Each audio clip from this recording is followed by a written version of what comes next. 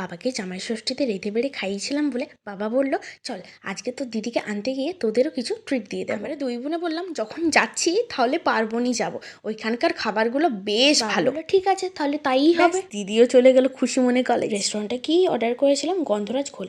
এই গন্ধরাজ ঘোলটা এতটাই রিফ্রেশিং ছিল যে আমি আরেকটা পরে করে অর্ডার দিয়েছিলাম। পার্বণে গিয়ে তো সবসময় ফিশ ফিঙ্গারটা খাওয়া হয়, তাই ফিশ ফিঙ্গারটা অর্ডার দিয়েছিলাম।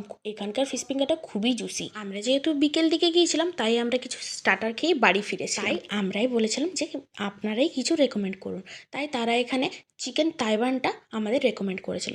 খেতে দুর্দান্ত ছিল, একদমই জুসি আর সফট। চিকেনটা পুরো ফ্রেশ ছিল আর ওরিয়েন্টাল সস দিয়ে বানানো হয়েছিল। তারপরেই চলে এসেছিলো স্মোক চিকেন। স্মোক চিকেনটা ভেবেছিলাম তন্দুরি টাইপসের কিছু হবে, কিন্তু না, এটা ছিল কোরিয়ান সসে টস করা, একদম চিলি চিকেনের মতোই খেতে। বাকি ডিশগুলোর থেকে এই ডিশটা আমার কাছে অ্যাভারেজ লেগেছিলো। ভিডিওটা ভালো লাগলে লাইক কমেন্ট শেয়ার করে দিও। আমরা চললাম বাড়ি, টাটা।